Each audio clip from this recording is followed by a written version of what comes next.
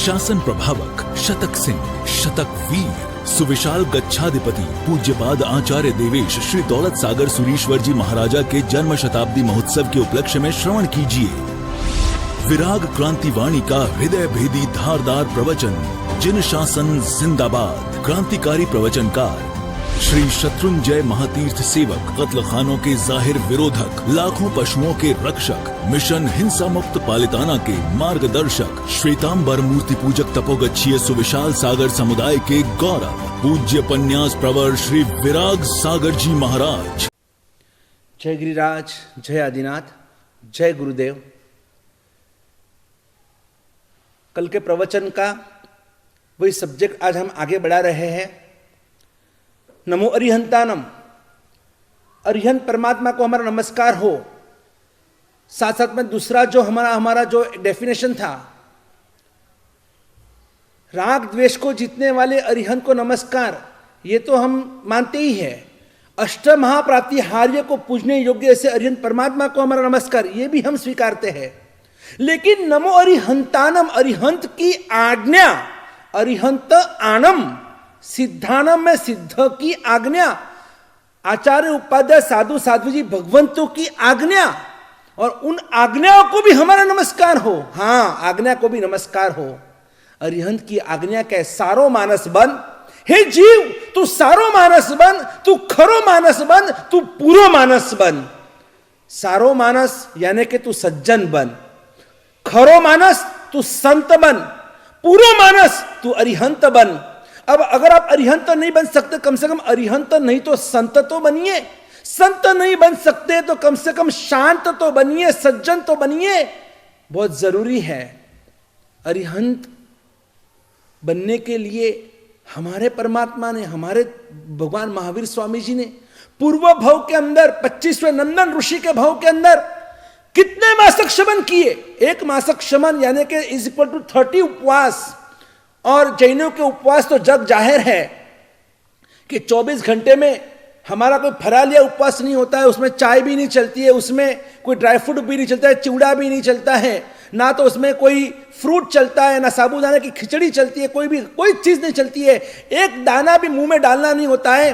कोई उपवास तो ऐसे भी करने वाले होते हैं जो दिन में भूखे रहते हैं और रात को ही खाते हैं। लेकिन हमारे उपवास जैनों में भगवान ने मना किया, ऐसे उपवास हमारे में नहीं चलते। 24 घंटे में एक दाना भी नहीं खाना, और वो भी पानी भी पीना है तो उबाला हुआ पानी ठंडा करके आप सुबह 11 से लगाकर शाम को 5-6 बजे तक पी सकते हो, सूर्यास्त तक। उसके बाद तो रात को तो बिल्कुल पानी का एक बूंद भी नहीं चलता है।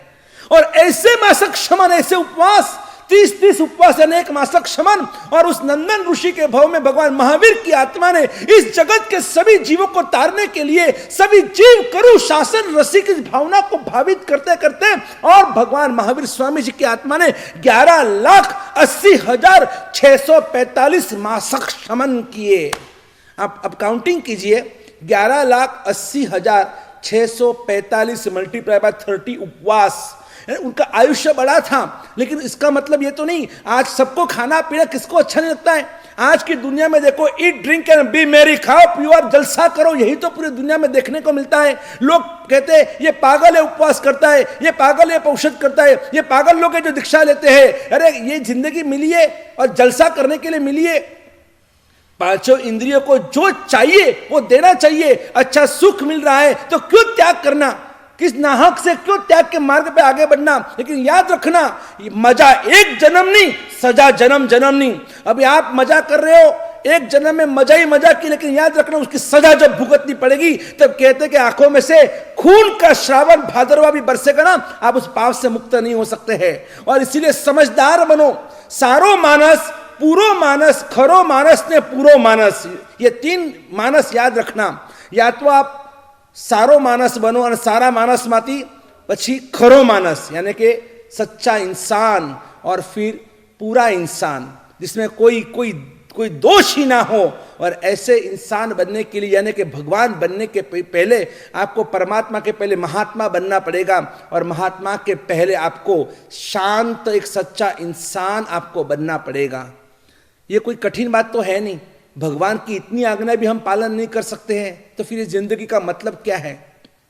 इंग्लिश में मैंने बहुत अच्छे सेंटेंस मैंने पढ़े हुए थे, if you cannot be a sun just be a star, if you cannot be a sun just be a star, if you cannot be a garden just be a flower, if you cannot be a highway just be a path.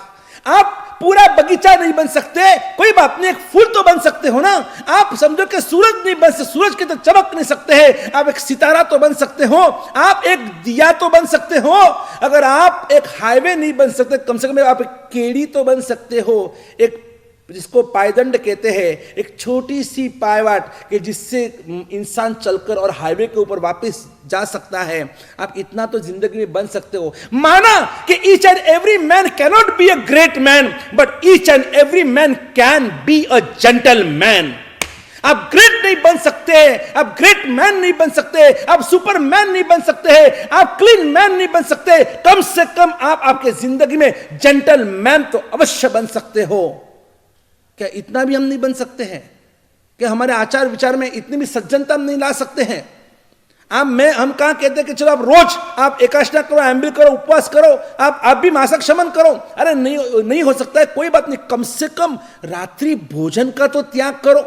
चातुर्मास के दिन आ चुके हैं, चातुर्मास शुरू हो चुका है, और फिर भी आज भी हमारे जैन लोग रात्रि भोजन कर रहे हैं। रात्रि भोजन सिर्फ जैनों के लिए निषेध नहीं, हिंदू पूरे वैदिक धर्म में रात्रि भोजन निषेध है। आज भी हमारे लोग कंदमूल खाते हैं, अभक्ष का सेवन करते हैं। अरे कम से कम आप ऊपर ना चढ़ो तो कम से कम नीचे तो ना उतरो जिंदगी के अंदर। व्यसनों की गुलामी करना, तंबाकू, बीड़ी, सिगरेट, पान पराग, ये जो भी कुछ आप खाते पीते, ये स्मोकिंग वोकिंग क्यों करते हो ऐसा? इतनी आपको अच्छी सुहानी जिंदगी मिली है, भगवान ने आपको सब कुछ बेहतरीन दे दिया है, फिर क्यों इन व्यसनों के पीछे गुलाम बनना? अपने आप को, अपने पुरुषार्थ को जगाओ, अपने आत्मा को जगाओ। स्पोरस फार पौरुषम, अपने पुरुषार्थ को अंदर है ना ताकत भगवान ने आपको मुझे सबको दी हुई है। हम जिंदगी में क्या नहीं कर सकते? हर चीज मुमकिन है अगर हम चाहे तो। आपको पता है गजसुकुमार मुनि का नाम आपने सुना होगा। ये गजसुकुमार मुनि कौन है? ये श्री कृष्ण महाराजा के छोटे भाई, हमारे जैन महाभारत के मुताबिक श्री कृष्ण महाराजा के सबसे छोटे भाई गजसुकुमार मुनि 16 साल की उम्र में वैराग्य हो गया और उन्होंने दीक्षा ली। आज ही शादी हुई और शादी के दिन ही उनको भाव हो गया, नहीं मुझे शादी नहीं चाहिए, मुझे दीक्षा लेनी है। जबरन उनकी शादी कराई थी और तो भी वो दीक्षा लेकर निकल पड़े और निम्नाथ भगवान के पास जाकर जब दीक्षा ली, दीक्षा होने के बाद उन्होंने भगवान से एक ही सवाल पूछा है। कौन सा सवाल पूछा होगा आप बताइए? उन्होंने भगवान को जाकर एक ही पूछा, भगवान मुझे जल्द से जल्द मुझे मोक्ष में जाना है, जल्द से जल्द जाना है। एक राजकुमार और राजकुमार को राजा बनाया और वो राजा बनने के बाद और सब कुछ छोड़कर राजपाट ने वैभव छोड़ी दीदो संसार, सब कुछ छोड़कर त्याग कर निकल गए और वो गजसुकुमार मुनि बन गए। और इतने कोमल थे गजसुकुमार, इतने सुकुमार थे, इतनी उनकी कोमल काया थी। उनको पता था कि दीक्षा के बाद मुझे कठिन परिश्रम करना है और मुझे अपनी ये काया की माया उतारनी है। सब कुछ पता होते हुए भी ये राजपाट का वैभव सुख सब कुछ छोड़कर लात मारकर निकल गए। क्यों? क्या वजह थी? किस लिए? क्या देखा उन्होंने? ऐसे तो क्या सोचा उन्होंने? हाँ, उनके सामने वो मोक्ष का सुख दिख रहा था। ये संसार के सुख सब तुच्छ है, ये घास फूस है। मुझे तो वो शाश्वत सुख की तमन्ना है कि वहां वो सुख प्राप्त होने के बाद कभी वो सुख कभी हमसे दूर हो ही नहीं सकता है, हम कभी दुखी बन ही नहीं सकते हैं। संसार में तो जहां देखो वहां पर क्या है? दुख ही दुख ज्यादा है जग में और सुख के क्षण तो अल्प है। जहां देखो वहां पर इधर एक दुल्ला घोड़े चढ़ा है और उधर एक जनाजा उठा जा रहा है, इधर वाह वाह है और उधर ठंडिया है। ये कोई हंस रहा है और कोई रो रहा है। ये तो संसार है, यही तो संसार है। कई सुख कई दुख, कई चढ़ती कई पड़ती, कोई अमीर कोई गरीब, ये सभी जगह पर जहां वह त्राहिमाम आज पूरी दुनिया रो रही है, क्योंकि किसी को भी सच्चा सुख तो प्राप्त हो ही नहीं रहा है। वो जिसमें उसने सच्चा सुख पाने की कोशिश की, जिसमें उसने सच्चा सुख माना, आखिर में हार कर उसे वापस रिटर्न होना पड़ा। उसे कहीं पर भी सुख नहीं मिला, क्योंकि वो सब सुख का भ्रम था, भ्रम। जैसे वो मृग जो होता है ना, मृग तृष्णा जिसको कहते हैं, मृग को यानी हिरण को जब प्यास लगती है और जब वो चारों तरफ जहां देखो वहां पर डेजर्ट, जहां देखो वहां पर रण प्रदेश होता है, वो जो मिट्टी होती है राजस्थान की मिट्टी, कच्छ की मिट्टी, और उसमें दूर दूर उसको लगता है देखो वहां पानी है, वो भागता है दौड़ता है पानी के पीछे, पानी के लिए। जैसे ही वो स्पॉट पे पहुंचता है, अरे रे पानी कहां गया, गायब, क्योंकि पानी था ही नहीं। वो उसको जो दिख रहा था वो सिर्फ एक भ्रम था। वैसे आज संसारी जीवों को जो दिख रहा है, भाई पत्नी में सुख है, पैसे में सुख है, पद में सुख है, प्रतिष्ठा में सुख है, पुत्र में सुख है, ये सभी सुख सुख सुख, ये सुख है ही नहीं। ये सुख का एक भ्रम है, भ्रम। और उस भ्रम को पाने के लिए हम उस भ्रमना के अंदर ऐसे हम पूरे अंदर फंस चुके हैं, और इसीलिए हमको कुछ हमारी दृष्टि खुली नहीं है, और इसीलिए हम उसी में सुख हम मान रहे।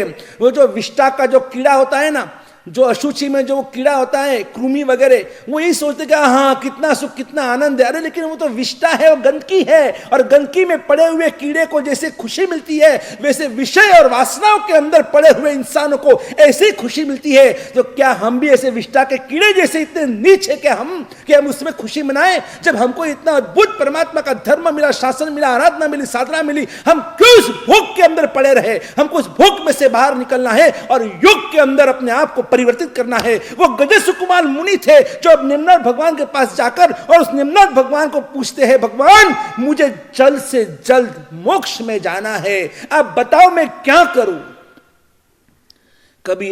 हमने कभी कोई गुरु भगवान को पूछा ये सवाल कि गुरु भगवान मुझे जल्द से जल्द मुझे मोक्ष में जाना है, मुझे सभी संसार के दुख दर्द से मुक्त होना है, ये जन्म मरण के चक्र से मुझे मुक्त होना है। ये क्या, हर जन्म में जन्म लेना, जीवन जीना, मरना, वापस यहां से गए, मरने के बाद वापस नया जन्म, वापस एक जीवन, वापस मरना, वापस एक नया जन्म, जीवन मरण जन्म, जो ये चक्र जो घूम रहा है, ये चक्र में हम आज तक अनंत काल हमने अनंत जन्म मरण किए। कभी हम चींटी बने, कभी मकोड़े बने, कभी हम देवलोक में गए तो कभी मनुष्य बने, कभी हम कुत्ते बने, कभी नरक में गए, कभी हम बाघ बने, कभी हम गधे बने।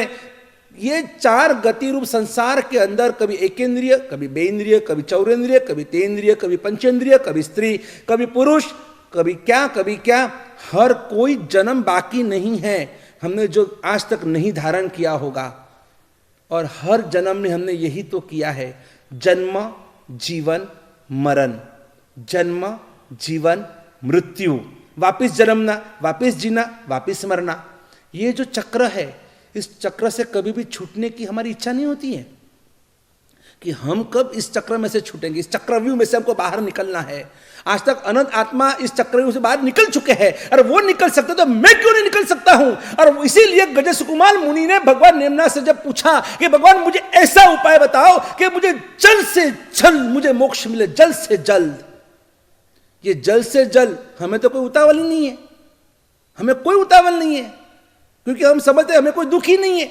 अरे हमको कोई दुख होता तो मोक्ष में जाने की बात करते ना, फिर अगर हम मोक्ष में जाएंगे बहुत बड़ी प्रॉब्लम है, क्योंकि यहां हमको एक मिनट भी मोबाइल के बिना चलता नहीं है। वहां तो मोबाइल ही नहीं है, वहां तो फेसबुक भी नहीं है, मोक्ष में आपको व्हाट्सएप भी नहीं मिलेंगे, आपको वहां पर ट्विटर भी नहीं मिलेगा, कोई भी आपको वहां पर साधन सामग्री, हरना फिरना, घूमना खाना पीना, वो तो कुछ है भी नहीं। तो क्या करेंगे वहां जाकर? अरे यार बोर हो जाएंगे, उससे अच्छा इधर बराबर है हम लोग। कैसी सोच है हमारी, क्योंकि हमको वो क्या मोक्ष क्या होता है, वो सिद्धशिला कैसी होती है, आत्मा का जो सुख है वो कैसा होता है, हमको अनुभूति ही नहीं है। और इसीलिए हम पुद्गल के पीछे हम पागल है।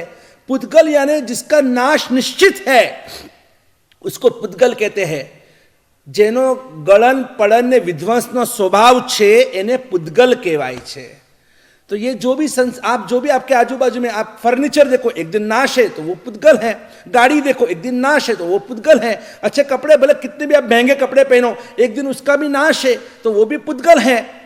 आपका कितना भी बड़ा आलीशान बंगला घर क्यों ना हो, एक दिन उसका भी नाश है, वो भी पुद्गल है।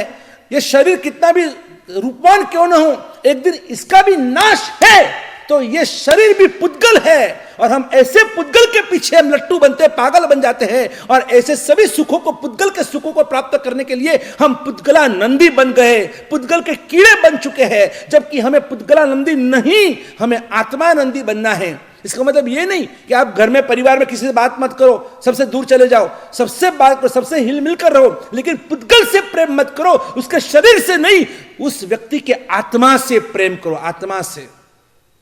और वो प्रेम जब यहां पर छू जाएगा ना, फिर आपका घर स्वर्ग बन जाएगा। ये रोज रोज की किटकिट किटकिट कचकच कचकच कुछ नहीं होगा।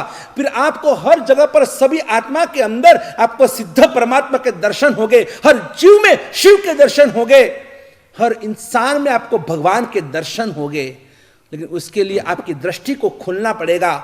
जल्द से जल्द मोक्ष में जाना है, ये गज सुकुमार की भावना थी, हमारी भावना क्यों नहीं हो रही है? कितनी बार हमने अपने लेफ्ट हैंड के ऊपर रही हुई घड़ी को देखकर हम कितनी बार बोलते हैं दुकान पर जाने को लेट हो रहा है, घर में जाने को लेट हो रहा है, हाँ मुझे ऑफिस में जाने में लेट हो रहा है, गाड़ी पकड़ने में लेट हो रहा है। लेफ्ट हैंड की घड़ी को देखकर कितनी बार हम बोल चुके हैं कि मुझे यहां जाने को लेट हो रहा है। लेकिन कभी राइट हैंड में रही हुई रक्षा पोटली को, लाल रक्षा पोटली को देखकर कभी आज तक हमने बोला है कि मुझे मोक्ष में जाने में लेट हो रहा है? कभी नहीं बोलते हम लोग। ये रक्षा पोटली क्यों बांधते आप? कि रक्षा पोटली बांधने से रोज रोज उसको 24 घंटे वो लाल कलर की रक्षा पोटली देख देख कर, और सिद्ध का वर्ण भी लाल है, और इसलिए वो सिद्ध परमात्मा का स्मरण बार बार होता है। नहीं, मेरा लक्ष्य यही है कि मुझे सिद्ध बनना है, सिद्ध बनना है, मोक्ष में जाना है, सकल कर्म से मुक्त बनना है, यही तो मेरा लक्ष्य है। और वो गजस्य कुमार मुनि को देखो आप, हाँ भगवान ने कह दिया कि अगर जल्द से जल्द मोक्ष में जाना है ना, तो एक गजस्य कुमार जाओ और स्मशान में जाकर कौशिक ध्यान में खड़े रहो, स्मशान भूमि में जाकर आप वहां पर ध्यान साधना करो। एक राजकुमार और दीक्षा लेकर और राजा में से महाराजा बने, और ये महामुनि गजस्य कुमार, और भगवान ने कह दिया कि जाओ स्मशान भूमि में जाकर कौशिक ध्यान में खड़े रहो। और वो गजस्य कुमार और रात्रि में अकेले गजस्य कुमार मुनि गए स्मशान में जाकर खड़े रह गए, और तभी रात को ऐसी बेकार रात्रि, हाँ डरावनी आवाजें आ रही है, कई मर्दे जल रहे हैं, कई चिताएं जल सलग रही है, और ऐसी स्थिति के अंदर गजस्य कुमार मुनि आत्म भाव के अंदर लीन तल्लीन बनकर खड़े हैं, आत्म साधना कर रहे हैं। ऐसी आत्म साधना में डूब चुके हैं। हाँ, आत्मा की मस्ती क्या होती है, आत्मा का अनंत सुख क्या होता है, आत्मा के अनंत गुण क्या होते हैं, ये जब स्पर्श होता है ना, तब किसी की भी जरूरत नहीं है, तब आत्म रमणता के अंदर खो जाना, मस्त हो जाना, अलमस्त हो जाना, तल्लीन बनना, लयलीन बनना, यही तो आत्मा की साधना होती है। ना कोई भय है, क्योंकि अंदर में भाव भरा हुआ है, भगवान अंदर में विराजमान है, देव गुरु के आशीर्वाद विराजमान है। फिर डर किस बात का? जहां भय है वह भाव नहीं होता है, जहां भाव होता है वह भय नहीं होता है। और ऐसे निर्भय बनकर साधना करना, यही तो हमारा जीवन का लक्ष्य होना चाहिए। गजस्य कुमार मुनि का क्या हुआ सुनते अगले प्रवचन के अंदर। बस आप चिंतन मंथन कीजिएगा, सिर्फ सुनना नहीं है, साथ में आपको उसके ऊपर परिशीलन भी करना चाहिए, चर्चा विचारना भी करनी चाहिए, रात की नींद हराम हो जानी चाहिए कि कब मेरा भी मोक्ष होगा। तो सुनते आगे के प्रवचनों में। जय गिरिराज, जय आदिनाथ, जय गुरुदेव।